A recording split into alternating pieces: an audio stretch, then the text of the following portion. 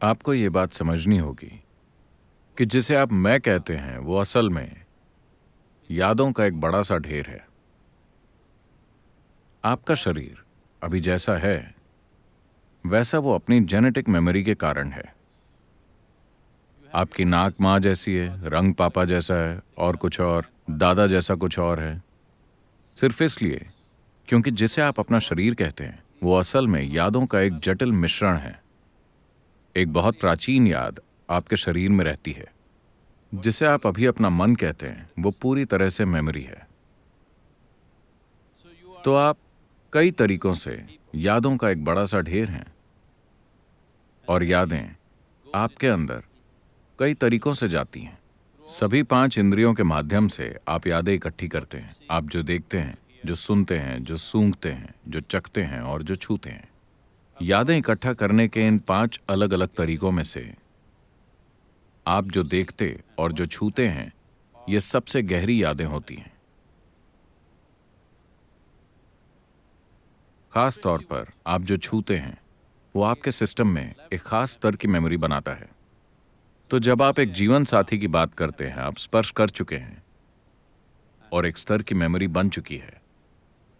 अब एक तरह से आपके तलाक का मतलब है कि किसी न किसी तरह आप उस याद को उधेड़ने की कोशिश कर रहे हैं और वो इतना आसान नहीं होगा, कई कारणों से।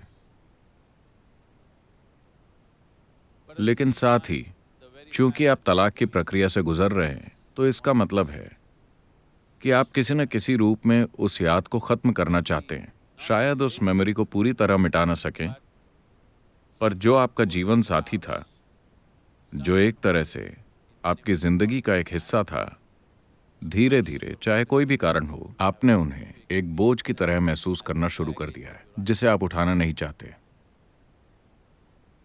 तो आप उस बोझ को किनारे करना चाहते हैं, पर फिर आपको पता चलता है कि वो बोझ आप अपनी इच्छा से नहीं उठा रहे थे, वो तो जबरदस्ती आपके साथ जुड़ा हुआ है। जो चीज जबरदस्ती आपके साथ चिपकी हुई हो, अगर आप उधेड़ने की कोशिश करेंगे तो दर्द होगा ही। अपनी मां से छुटकारा पाने की कोशिश कीजिए, उन्हें अपने सिस्टम से निकालने की। आप देखेंगे कि यह नामुमकिन है। तो इसी तरह से आपके जीवन साथी की मेमोरी भी मजबूत है। आप ऐसे ही आसानी से इससे अलग नहीं हो सकते। अगर आप ऐसा करते हैं, अगर आप मानसिक रूप से ऐसा कर पाने में सक्षम हो, फिर भी आप देखेंगे कि पूरे सिस्टम को एक स्तर के दर्द से होकर गुजरना होगा, हमेशा। चाहे आप इमोशनली, साइकोलॉजिकली भले ही संतुलित स्थिति में हैं कि आप इसे सहन कर सकते हैं, फिर भी सिस्टम एक प्रोसेस से होकर ही गुजरेगा। आप देखेंगे कि खास तौर पर जब आप अपने जीवन साथी से जुदा हो जाते हैं, तलाक या फिर मौत की वजह से, आप देख सकेंगे कि तब आपके सिस्टम की मेमोरी ज्यादा स्ट्रांगली आपके सामने आएगी, बजाय तब जब वो आपके साथ नहीं है। खास तौर पर जब मौत हो जाए, आप देखेंगे कि आपके जीवन साथी की यादें आपके शरीर की हर कोशिका में दिखने लगेगी। अगर आप लंबे समय तक एक साथ रहे हैं तो ये सिर्फ कोई इमोशनल और साइकोलॉजिकल प्रोसेस नहीं है, ये एक फिजिकल प्रोसेस है।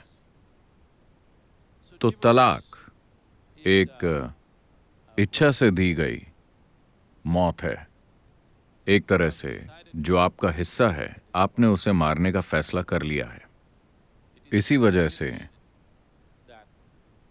अस्तित्व और हमारा अपना सिस्टम किस तरह से काम करता है, इसकी गहरी समझ के चलते ही आपसे हमेशा कहा गया कि जब तक मौत आपको अलग ना कर दे, आप अलग नहीं होंगे, क्योंकि इसकी अपनी फिजिकल मेमोरी है और शरीर में दिमाग जैसा संतुलन नहीं होता।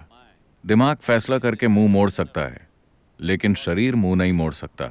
आप इसमें जितनी ज्यादा यादें इकट्ठी करते जाएंगे, ये उतना ही ज्यादा कंफ्यूज होता जाएगा। तो एक तरह की मेमोरी है जो शरीर ज्यादा अच्छे से संभाल सकता है। अब जब आपने तलाक का फैसला कर ही लिया है, चाहे जो भी वजह हो जिसे मैं कुरेदना नहीं चाहता, अगर उसे टाला जा सके तो वो सबसे अच्छा होगा। पर किसी कारण से अगर आप ऐसी सिचुएशन पर पहुंच गए हैं जहां ये होना ही है, आपको ये बात समझनी होगी कि तलाक का मतलब है कि आपने किसी ऐसी चीज को मारने का फैसला कर लिया है जो आपका एक हिस्सा है।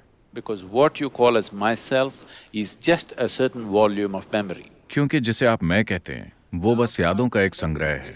अब इसे सही तरीके से कैसे किया जाए? ज्यादातर लोग सोचते हैं कि तलाक का सबसे अच्छा तरीका है कि तुरंत दूसरी रिलेशनशिप में कूद पड़ें, उसी तरह की दूसरी रिलेशनशिप। नहीं, ऐसा करने से आप अपने सिस्टम में और भी उथल पुथल और तकलीफ पैदा कर लेंगे। ये बहुत जरूरी है कि शरीर को उन यादों पर काम करने के लिए वक्त मिले। शरीर को उन यादों को दूर करने के लिए जरूरी वक्त मिले, नहीं तो आप खुद को ऐसी जगह पर भेज देंगे जहां खुद को शांत और खुश रखना एक बहुत मुश्किल काम बन जाएगा। तो इस प्रक्रिया को ग्रेसफुली और अच्छे तरीके से करना उतना ही महत्वपूर्ण है जितना आपके जीवन के हर दूसरे पहलू को ग्रेसफुली और अच्छे तरीके से करना। अब दो इंसान जिन्होंने अपनी भावनाएं, अपना शरीर, अपनी संवेदनाएं और अपने रहने की जगह एक दूसरे के साथ साझा की हो, उनको अलग करना, क्योंकि ये दो यादें एक दूसरे के साथ गुथी होती हैं, उन्हें अलग करना ऐसा है जैसे कि अपने आप के दो हिस्से कर लेना। शायद आप ऐसी स्थिति पर पहुंच गए हैं जहां आप उस इंसान को बिल्कुल भी सहन नहीं कर सकते, फिर भी दर्द होता है, क्योंकि आप यादों को उधेड़ने की कोशिश कर रहे हैं, जो कि आप ही हैं। आप यादों का बंडल ही हैं। अगर कोई जरूरी आध्यात्मिक साधना करता है, अगर कोई जरूरी भीतरी काम करता है इन ऊर्जाओं को स्थापित करने के लिए, जो कि आप ही हैं, आप सिर्फ अपने जीवन साथी को तलाक दे रहे हैं। आपको खुद को तलाक देने की जरूरत नहीं, पर आपको यह समझना होगा कि आप खुद को पहले ही तलाक दे चुके हैं। आप खुद से काफी हद तक तलाकशुदा हैं। आपके अस्तित्व का पोषण होता रहा है एक संबंध बनाकर, एक रिश्ता बनाकर या एक बंधन बनाकर। डिपेंड करता है कि वो रिश्ते आपने कैसे जिए हैं, ताकि आप अपने आप को पूर्ण महसूस कर सकें। इस तरह के बहुत से रिश्ते इसी आधार पर बने होते हैं, क्योंकि आप खुद से बड़ा अधूरा सा महसूस करते होंगे। लेकिन जीवन ऐसा नहीं है। ये जीवन अपने आप में जीवन की एक पूरी प्रक्रिया है। इसे किसी भी तरह की बाहरी मदद की जरूरत नहीं है। अब अगर आप ऐसी स्थिति पर पहुंच गए हैं तो ये खुद के अंदर झांक कर देखने का वक्त है। वक्त आ गया है कि आप इस जीवन की पूर्णता को पहचानें। वक्त आ गया है कि आप ये जान जाएं कि ये जीव एक संपूर्ण जीव है। ये जैसा है उसे वैसा होने के लिए किसी भी तरह की बाहरी मदद की जरूरत नहीं। हमें समाज में जीने के लिए शायद जरूरत पड़े, क्योंकि हम एक दूसरे पर निर्भर होते हैं, पर इसका मूलभूत अस्तित्व, ये जो है उसका संतुलन, ये जो है उसका स्पेस, ये जो है उसकी संभावना, ये अपने आप में एक संपूर्ण प्रक्रिया है। हमारी एक दूसरे पर निर्भरता हमारी बाहरी जरूरतों के हिसाब से होती है, पर हमारे अंदर का अस्तित्व अपने आप में संपूर्ण है। आप अपने जीवन साथी को तलाक दे रहे हैं, जो कि दर्दनाक है, पर अपने आप को खुद से तलाक मत दीजिए।